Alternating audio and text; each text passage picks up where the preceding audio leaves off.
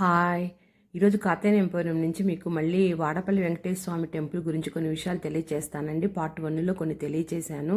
వాడపల్లి తూర్పుగోదావరి జిల్లా ఆత్రేయపురం మండలంలో ఉంటుందండి.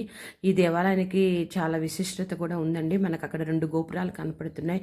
ఒకటి వెంకటేశ్వర స్వామి గారు ఉంటారండి. ఇంకొకటి వాళ్ళ అమ్మగారు అయినటువంటి వకులాదేవి గారి గుడి అండి. కనపడుతున్న అవతలది వెంకటేశ్వర స్వామి ఇక్కడ స్వయంభూ అంటారండి. ఇక్కడ ఎర్రచందనంతోటి అతను వెలిసి ఉంటారు.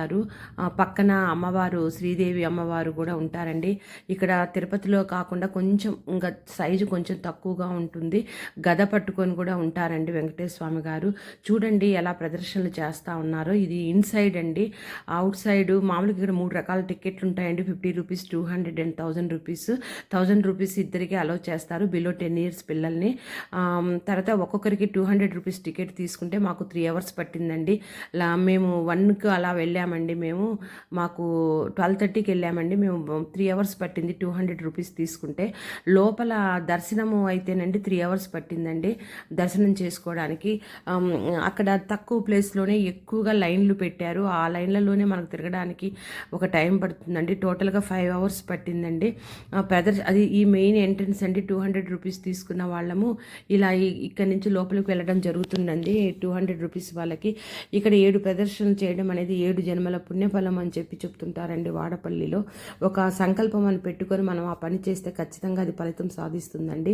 అక్కడ ఇలా చూడండి కాయిన్స్ నిలబెడతారు. ఇలా చాలా దేవాలయాలలో జరుగుతుంటుంది. ఇక్కడ కూడా అలా కాయిన్ నిలబెడితే వెంకటేశ్వర స్వామి వారు మన కోరిక నెరవేరుస్తారని, అది నిలబడకపోతే మన సంకల్పంలో ఏదో లోపం ఉందని అర్థం చేసుకోవాలా. ఆ రకంగా కూడా ఇక్కడ భక్తులు అవన్నీ చేస్తుంటారండి. నిజంగా చాలా బాగుందండి వాడపల్లి వెంకటేశ్వర స్వామి టెంపుల్. కాకపోతే మనం మంచి సంకల్పంతో వెళ్ళాలండి. స్క్వేర్ టైప్లో ఉంటుంది చుట్టూ గుడి ఆవరణ.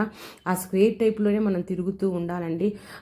బయట మనకు ఒక ప్రదర్శనలు 2 అవర్స్ పెడితే లోపల చూడండి ఆ క్యూ, బయట క్యూ, లోపల క్యూ అంతా కలిపి 3 అవర్స్ టైం పట్టిందండి. ఇక్కడ చాలామంది భక్తులు వచ్చి తమ కోరికలు నెరవేరుతున్నాయి. 7 వారాల్లోపే నెరవేరుతున్నా 7 వారాలు కంప్లీట్ చేస్తారండి.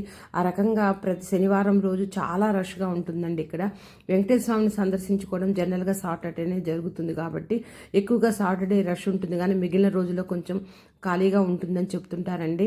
ఒకసారి మీకు వీలైతే మీవేవైనా బలమైన కోరికలు ఉంటే ఇలానే 7 శనివారాలు దర్శించండి, లేదా ఇంట్లో 7 శనివారాలు పూజ